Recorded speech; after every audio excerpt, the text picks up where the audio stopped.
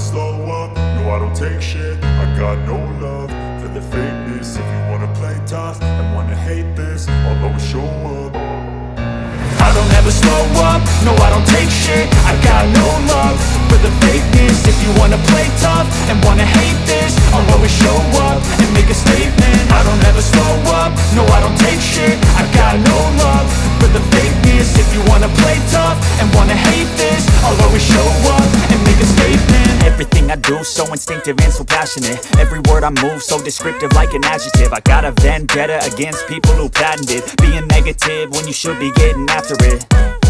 I got facts over tracks, this and that. Spitting slow, spitting fast. I could roast, I could gas. Think I'm okay at last, but I don't know if that can erase all the past and the pettiness.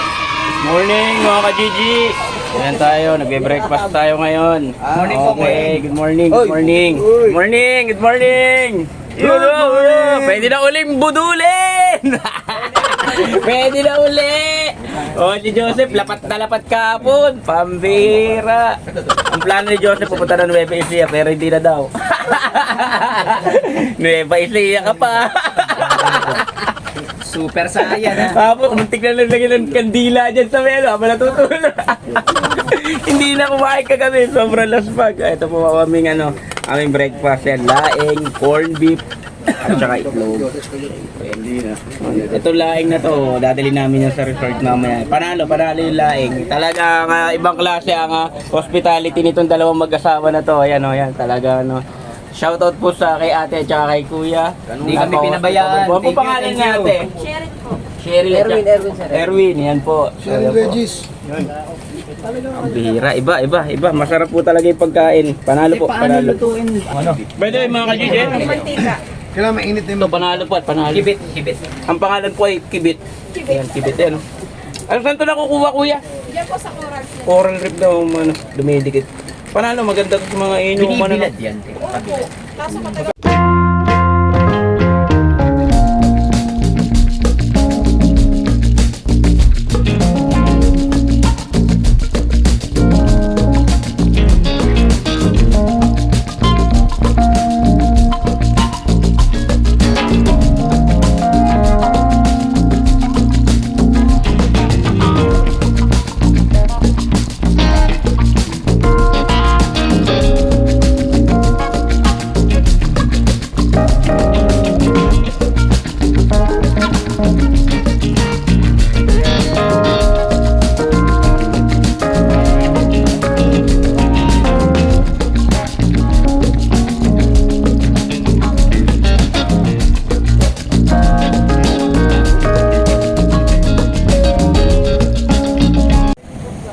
Yan, so tapos na kami mag-breakfast mga ka-GG. Ito na, nagre-ready na kami para sa aming second day bike trekking.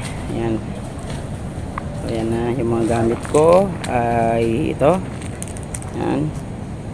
And pinawasan ko yung gamit ko. Yung tent ko hindi ko nadadalhin dahil papadala na namin kay kuya papunta doon sa bangka para pag mag-meet kami bukas at saka para magaan na rin yung load namin. Yan si Kuya Earl, yung bali mga GG, dito nga pala kami natulog pinakaunang gabi namin. Yan, welcome Fearless Life. Pero ito yung lugar niya, Sitio Loilo. Yan, Sitio Loilo, Barangay Kanaway, General Nakar, Quezon Province. So yan, so ito yung lugar, no? So meron ditong binibentang lobster. Yan, 1,000 nga lang kada kilo. Yan, lobster available yun. Class A daw yung lobster nila dito, so maganda talaga klase. Nagpatinola kami kagabi para mainit-initan yung aming mga sekura. So yan, tapos yan, ito yung pamilya nag-intindi sa amin. Yan yung kubo nila kasi ito kasamahan din nila, mga kamag-anakan din nila. So yan, tapos halos ready na rin ang grupo for bike trekking at okay mga ka-GG, ito na, riding out na kami. Woo! Budulan time na uli. So gamit kong jersey ngayon yung Domsa Spinner by Royal MNL. Yan.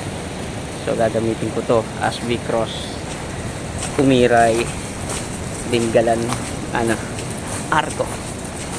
So, mamaya Pero kung mahirap yung trail kahapon, mas mahirap daw yung trail ngayon. So we expect another 40 kilometers trail.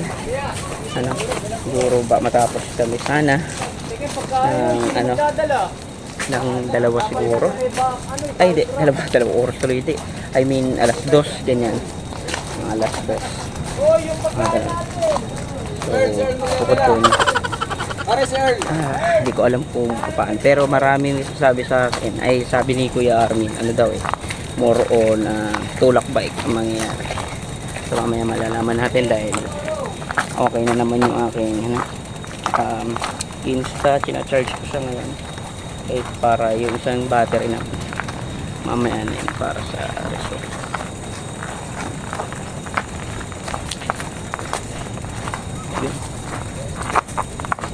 So wish us luck as we endeavor this trail.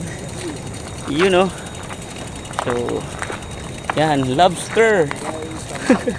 Ito yung trail. Ano kaya ang nasa likod ng trail na ito? Sundan sa mga susunod na kabanata. Okay, simulan na natin ang aming bike trekking adventure dito sa General Nakar papuntang Dingalan, Aurora.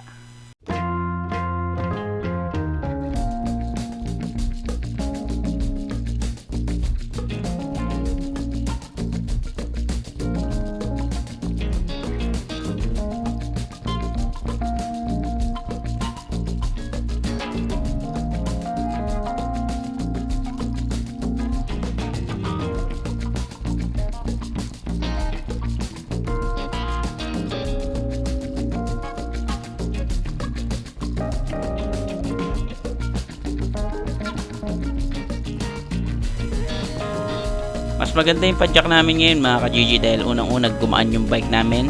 Wala na kasi yung ibang mga excess baggage namin katulad ng tent, yung mga ibang damit. Dahil nilagay na namin yun, iniwanan na namin yun sa bahay ni Kuya dahil si Kuya na magdadala papunta dun sa bangka at yung bangka naman na magdadala pag halimbawa kami sinundo na. Hindi na namin siya kailangan dalhin all the way sa trail dahil nga masyado mabigat. Syempre, salamat kay Kuya Earl na nagbigay sa atin ng footage na to. Sa kanya galing to sa GoPro niya. Actually, itong shot na to isa sa mga favorite ko dahil habang nagra-ride kami dyan sa gubat na yan, kitang-kita na sama-sama kami at higit sa lahat, habang nagra-ride kami dyan, malapit lang yung yung dagat. Kitang-kita mo yung matataas na alon at talagang habang nagra-ride kami ay napakaganda niyan tignan. First time kasi yun nangyari sa akin na medyo malapit lang yung alon habang nagra-ride ka.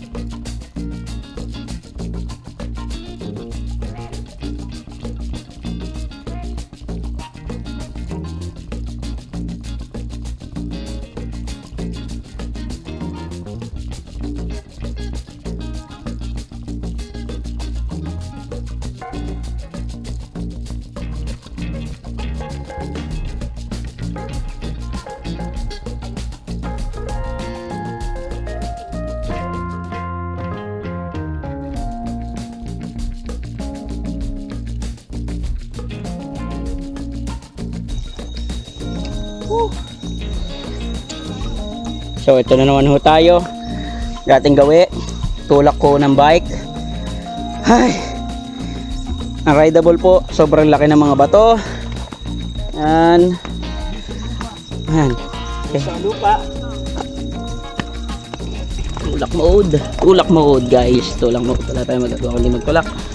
Or else stay tayo dito ng gabi. We already cover 4 kilometers of trail. Okay. Alam ko, nasa 40 na lang tong ano namin. Ibabike namin. Ibabike or tutulak? Mag-decide na lang tayo later. Ako po. Grabe, kahit motor iiyak talaga dito.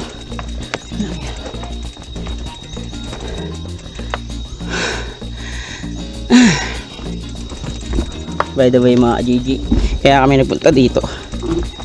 Niyaya lang kami ni Kuya Armin. Na-finish na kasi ito eh. Pero nakamotor sila. Yan. Aray ko, tik pa madulas. Ako po. So yung type ng mud po dito eh yung madulas. Yan. Hindi talaga kumakapit yung gulong. Pati yung ano eh, yung bato. Yung dudulas. Sobra.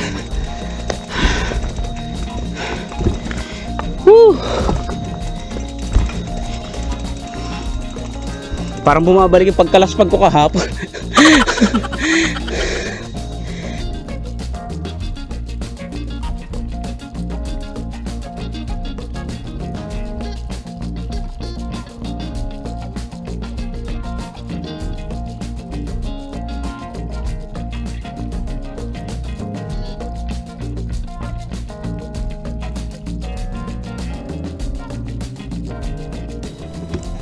Ito pa yung isang kalaban eh, pababa nga, pabulusok nga. Ang problema, masyado naman madulas yung putik.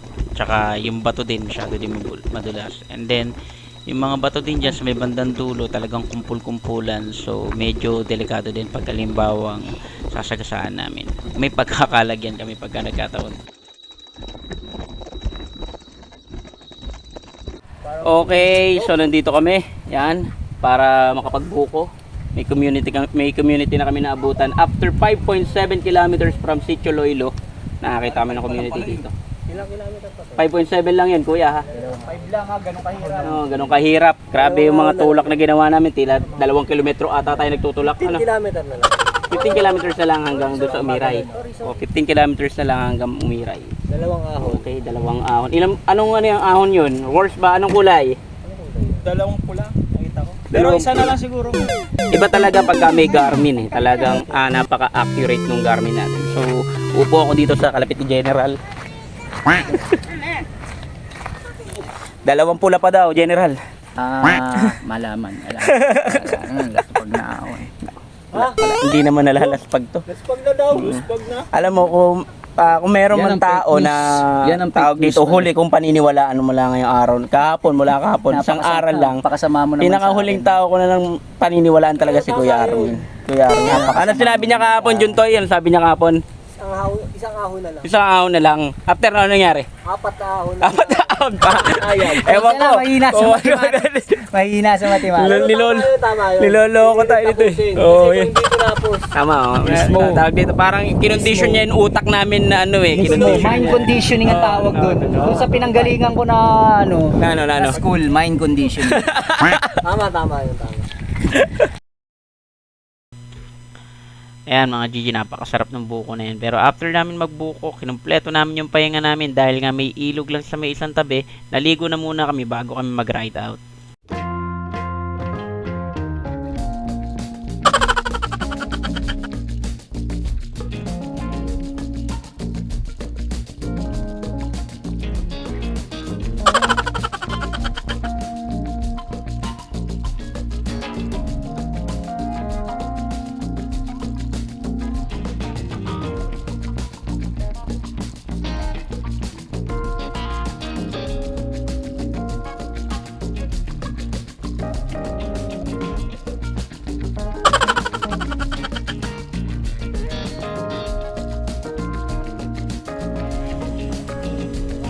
Ayan, so mga ka-GG, after namin maligo ay ride out na uli kami kagad. Target kasi namin alas 2 makarating sa resort. By the way, shoutout nga po pala doon sa mga nakasabay namin dyan, mga nakasalubong namin na mga rider din, mga biker. Papunta naman sila sa general na car. So baliktad naman sila. Kung kami papunta ng Dingalan, sila naman pabalik ng general na car.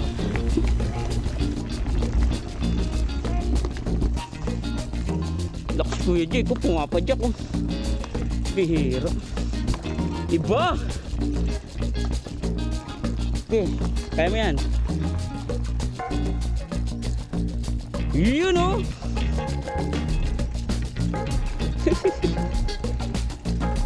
Patay ka, Earl! Bila kabila! Munti ka na!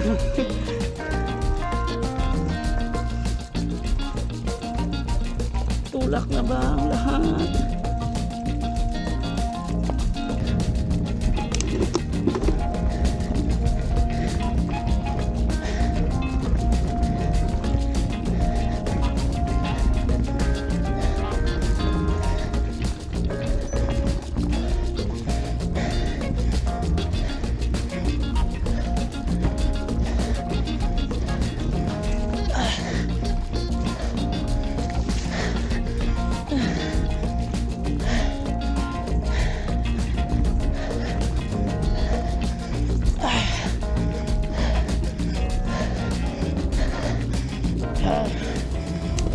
Dito mga ka-GG, naka-encounter ako ng problema, yung kadena ko nawala sa pagkakabit sa cogs. So pumasok siya dun sa may bandang hub ko. Kaya inayos pa natin. Buti na lang dumating si Kuya Jaco at tinulungan ako. Punta sa hub ko. Yung ano, kadena.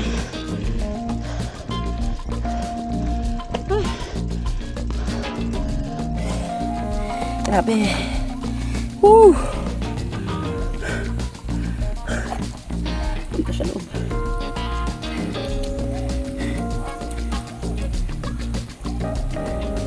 Okay mga ka-GG, okay na. Let's roll again.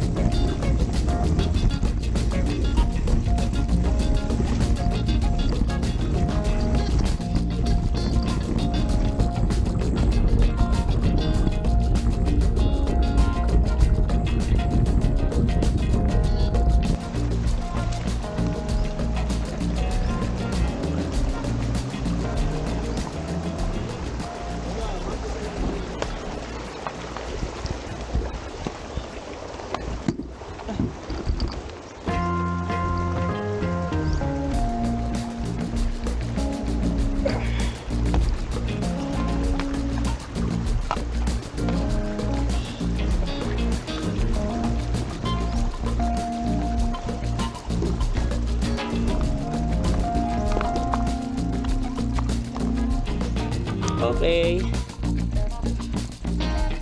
Okay, back to tulak.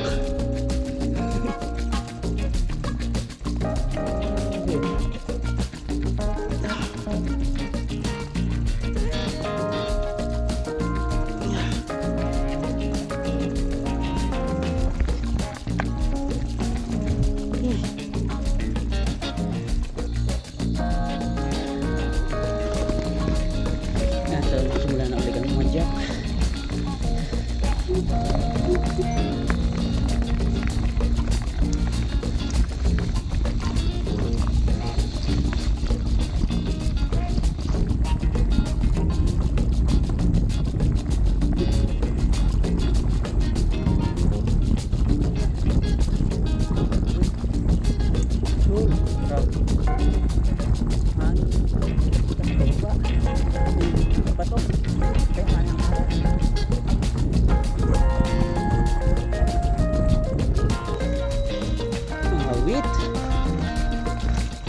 Awit ang putik.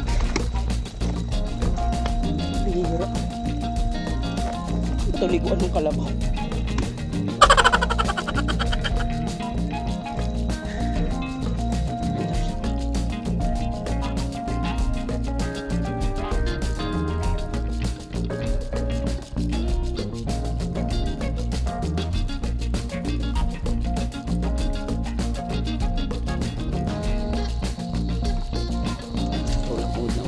Ito naman mga ka-GG yung pinaka-worst na putik na nadaanan namin. Parang kumuno yan. Pagka nilagay mo yung bike mo, talagang lumulubog ng kanya eh.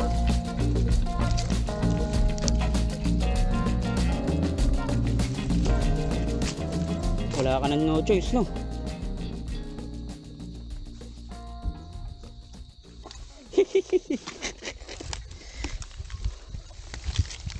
Tanggalin na natin ang arte sa katawan.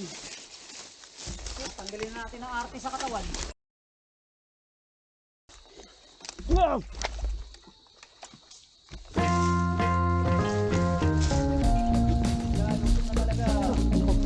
Parang nakumuloy eh.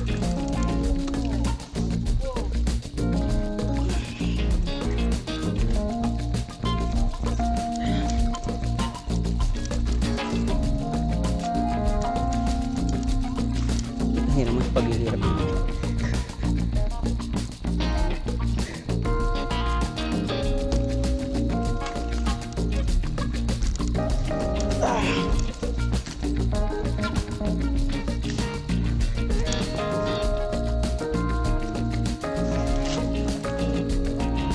Baka nga sila pa nagbagsak niyan eh. My day, my day.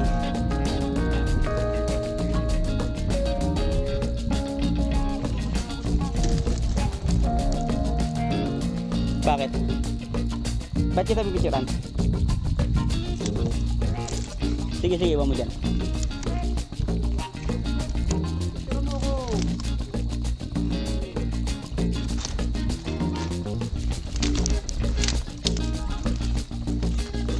Oh.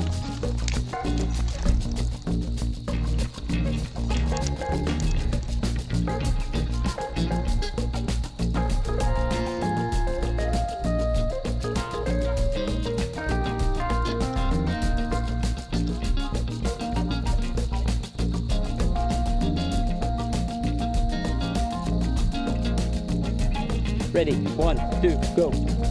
One more time. 1, 2, go.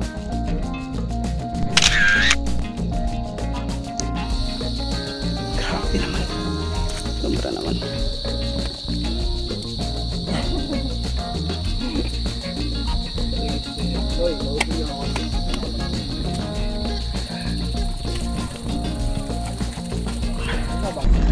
So reporting 17.2 kilometers. Isa pa. Ninaunang dalawa si Kuya Juntoy at saka si Armin. So sakit na ng tuhod. Nangalay pababa. Yung pababa kasi medyo mahaba, tas bumpy, so kailangan mo mag lean back at medyo mag off saddle dahil hindi lamang ka. Okay, so ahon tayo ngayon.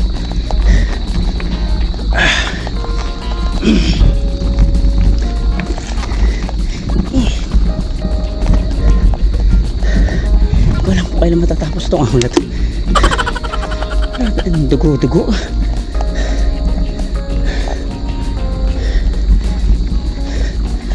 Grabe.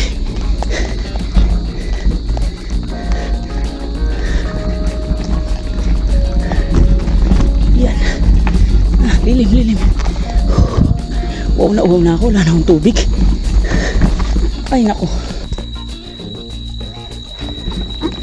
Grabe, gutom na ako. Time right now, 2:38. Wala pang tanghalian. Walang tubig. Hindi ko alam kung malapit na. Sana naman malapit na. Gutom na ako. Tsaka, wala na rin tubig eh.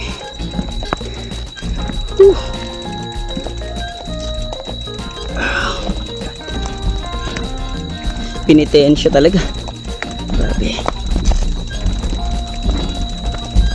Sa moment na to mga ka-GG, ang focus ko lang talaga yung makababa ng bundok. Kaya alam ko pagbaba ng bundok mayroon mabibila ng pagkain. Kasi sa gitna, katulad ng nakikita ninyo, imposible naman may nagtitinda dyan, no?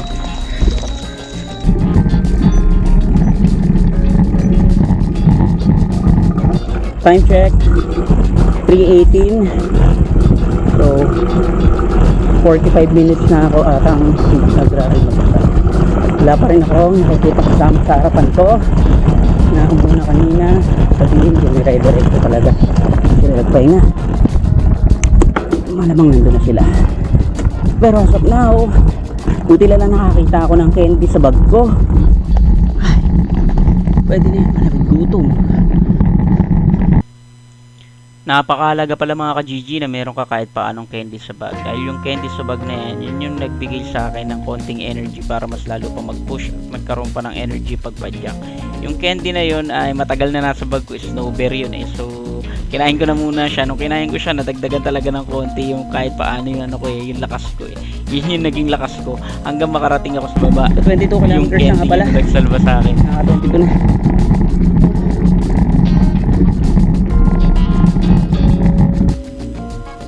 So after nga pala ng lusong na to, dyan na ako iniintay ni Kuya Armin. So nagkahiwalay kasi sila ni Juntoy, kaya nagintay siya ng mga panibagong kasama. After ko siya maabutan doon, ay inintay naman namin si Kuya Jun at saka si Kuya Jaco. After namin magkita-kita, after namin magkasama-sama, ay dumiretso na kami dahil medyo late na kami sa resort. Mga ka-GG, bago nga pala kami pumunta dito ay meron na kaming advance booking at kapag-pa-reserve na kami doon sa resort kung saan kami titigil mamayang gabi. So, yung resort na yun ay 14 kilometers from this location at yun ay nakalocate sa Dingalan na mismo.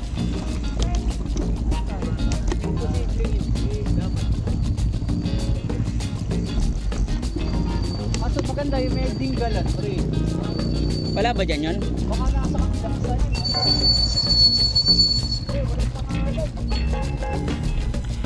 Ito mga ka-GG, itong bridge na nakikita nyo, ito ang nagdudugtong sa Umiray, Quezon at saka sa Umiray, Aurora.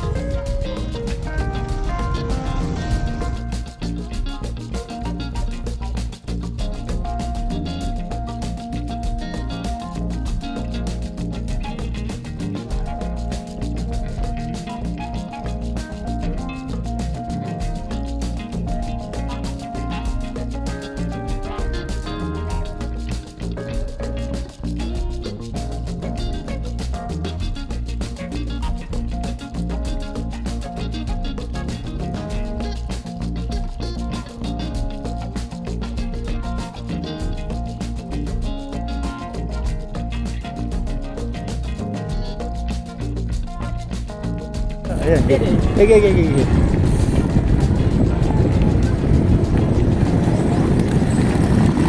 Punta na po kami ng hotel. Punta na po kami ng hotel ngayon Yan. sa reservation mo namin. Kami sa 14 kilometers from here. So, tatagay na lang namin dahil medyo laspag na kami dahil nakakain na naman. Yung bike, laspag na, sobra.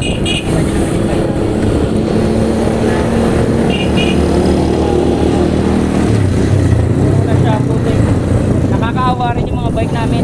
Sobra. Dahil yung mga bumaba, tsaka yung mga bumpy na ano, nadaanan talaga. Extreme. Sobra. Sa lahat ng ride na Maraming video. ko, ito talaga ang pinakamatindi. Ano, ikaw, Juntoy. Wala. May mas matindi pa Wala. Ito na talaga pinaka. Kung extreme sa extreme, 1000% extreme na yun. Sa pagbabike ha. Sa pagbabike, promise. Sa MTB. Sa MTB, oo. Sa MTB ha, sa mountain bike talaga. Sobra. Hindi gravel, hindi...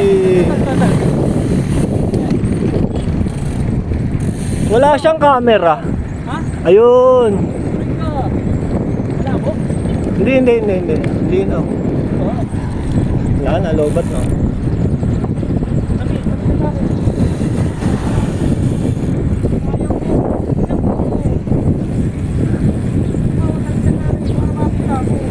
Oo, paunahin mo ako.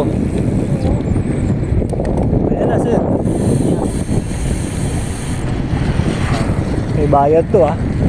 Cameraman, videographer pala. Gawan to. Nasa lang pa yan. Dito pa siya nasa lang ng malala na. Sa sementado.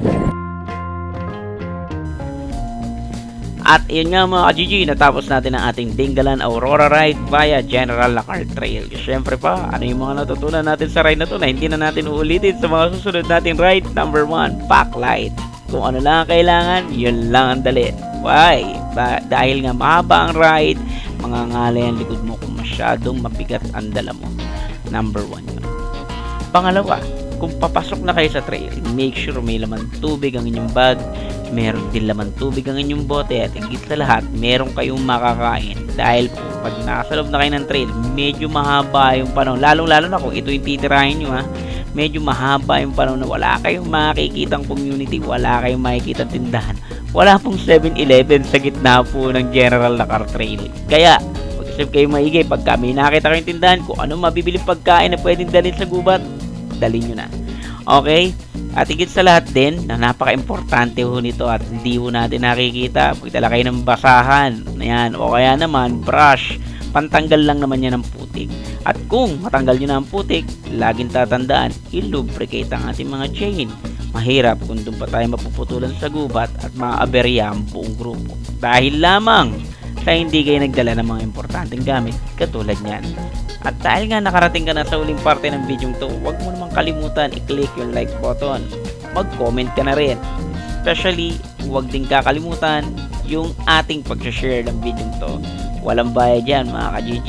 Doon naman sa mga hindi pa natin subscriber dyan, baka naman isang click lang yan, walang bayad. So sana po sa mga susunod nating video ay naandun pa rin kayo. Maraming salamat. Mabuhay kayong lahat.